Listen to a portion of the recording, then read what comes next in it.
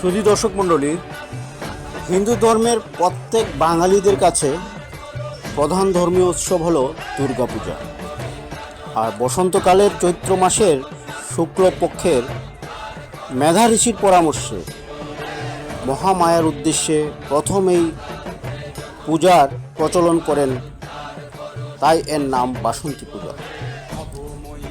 আজ আমরা আপনাদের কাছে হবিগঞ্জের বাহুবল উপজেলার মিরপুরের বানিয়াগাঁওয়ের বাসন্তী দেবীর মন্দিরে মহা ধুমধামে বাসন্তী মহামায়ার পূজা দেখাবো। এরপর আমরা আপনাদের নিয়ে যাব মৌলভীবাজারের শ্রীমঙ্গলের জাগ্রত নিমাই শিববাড়ির বাসন্তী দেবীর পূজা উদযাপন এবং ধুমধাম পরিবেশে পূজার সমারোহ দেখাবো। সুধী দর্শক, তারপর আমরা শ্রীমঙ্গলের মনোমুগ্ধকর পরিবেশে সন্ধানী আবাসিক এলাকা আয়োজন করেছে শ্রী শ্রী বাসন্তী মায়ের পূজা। সন্ধানী আবাসিক এলাকায় বাসন্তী দেবীর জাঁকজমকপূর্ণ পূজা আমরা দেখাবো আপনাকে। শ্রীমঙ্গল থেকে আমরা সরাসরি চলে যাব কমলগঞ্জের মাধবপুর চা বাগানে। সেখানে শতভুজা বাসন্তী দেবীর মহা ধুমধামের ঐতিহ্যবাহী সর্বপ্রথম এই পূজাটি আপনাদেরকে দেখাবো। সুধী দর্শক, আপনারা আমাদের সাথে থাকুন।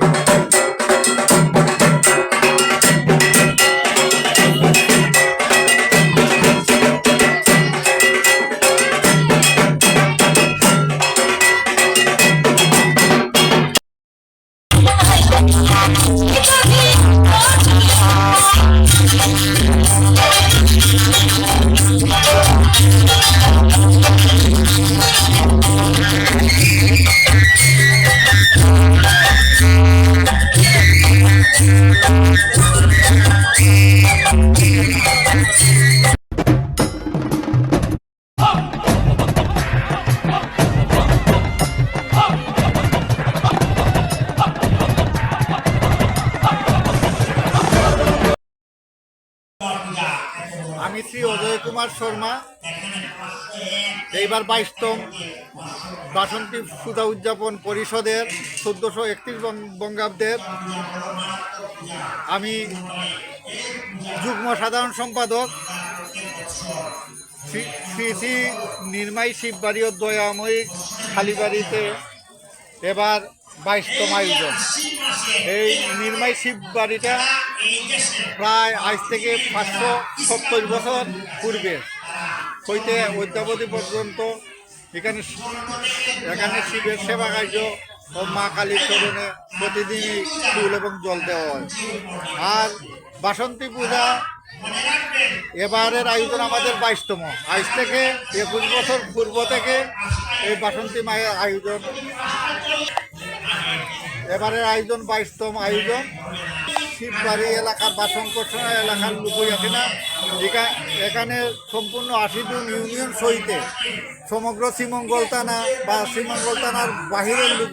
এবার নানান প্রতিকূলতার মধ্যে এই বছর মায়ের পূজা হইব কিনা আমরা এই বিষয়ে সন্দিহান ছিলাম।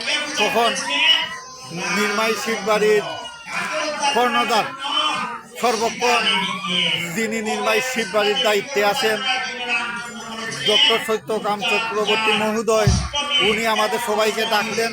ডাকিয়া বললেন যে আপনারা সবাই মায়ের পূজাটা এবার করেন, হ্যাঁ আমি আপনাদের সাথে আছি। উনি সহিতে আমরা বেশ কয়েকজন মিলে মায়ের পূজার আয়োজন আমরা এবার করছি। এখানে শ্রীমঙ্গল সহ বিভিন্ন এলাকার লোকজন আসছে।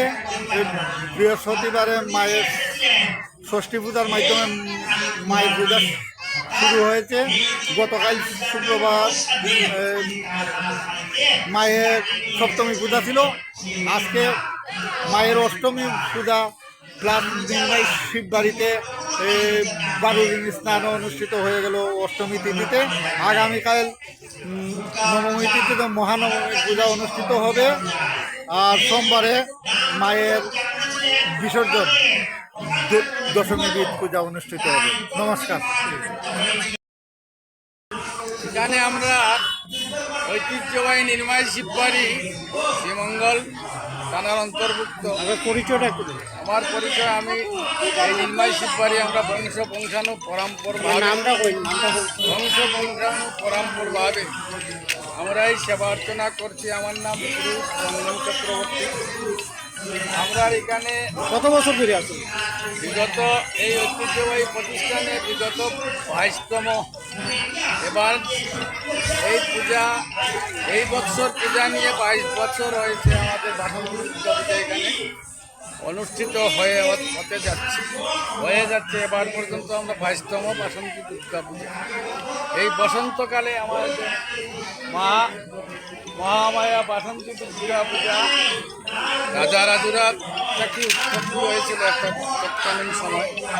এই আরে আমাদের দুর্গা পূজা বসন্তকালে, এই বাসন্তী দুর্গা পূজা চৈত্র মাসে আমাদের এই শিবতীর্থে এবার নিয়ে 22 বছর যাবৎ বাসন্তী পূজা অনুষ্ঠিত হয়ে যাচ্ছে। এখানে প্রচুর ভক্তবৃন্দের সমাগম হয় এবং অষ্টমী স্নানের ব্যবস্থা, এখানে গঙ্গা স্নানের ব্যবস্থা রয়েছে। প্রতি বছরের নিয়ে এবারও গঙ্গা স্নান হয়েছে এবং আগামীতে যত অষ্টমী হোক, এই পূজা চৈত্র মাসের মহা অষ্টমী তিথিতে এখানে গঙ্গা স্নান হয়। শিববাড়ি তিথিতে হয়ে আছে। প্রচুর ভক্তবৃন্দ এসে আমাদের মনোবাসনা পূর্ণ। পূজা আরম্ভ হয়েছে কবে থেকে, আবার দশমী কবে, এগুলো একটু কোন মা কিসে আসছে? আজকে যে মহামায়ার মহাষ্টমী তিথি পূজা অনুষ্ঠিত হয়েছে। আগামীকাল মহানবমী তিথি, রোজ রবিবার মহানবমী তিথির পূজা হবে। আগামী পরশু সোমবার দিন দশমীতে পূজা হয়ে মার বিসর্জন হবে। এই আমাদের অনুষ্ঠানের। মায়ের কাছে আপনাদের কি কোনো ইচ্ছা আছে নাকি? মায়ের কাছে আপনাদের কি চাওয়া? মায়ের কাছে চাওয়ার কিছু নেই। মায়া আমাদের বর্তমানে আমরা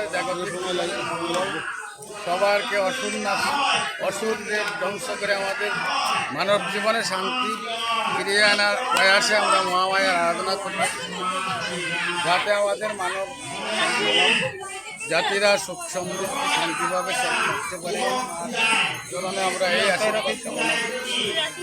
এই বলে আমাদের কোথেকে আসছেন? ও, কেমন লাগছে পূজা দেখছেন? মায়ের কাছে কি চাচ্ছেন? ভালো লাগছে। কোনো কিছু না, হবিগঞ্জ থেকে আইছেন? হবিগঞ্জ থেকে? হ্যাঁ, সোনারগাঁও। কি নাম দিদি? নাম লিজা আচার্য। মায়ের কাছে কি কামনা করেন? সবারই ভালো চাইতেছি, সবারই যাতে মঙ্গল হয় এটাই।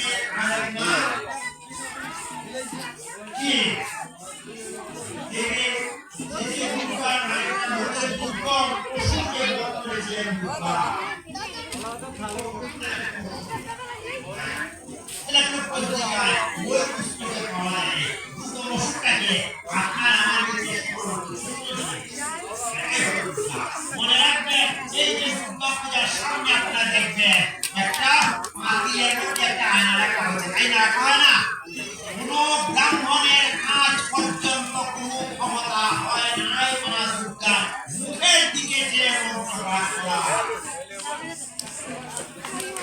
মনে রাখবেন।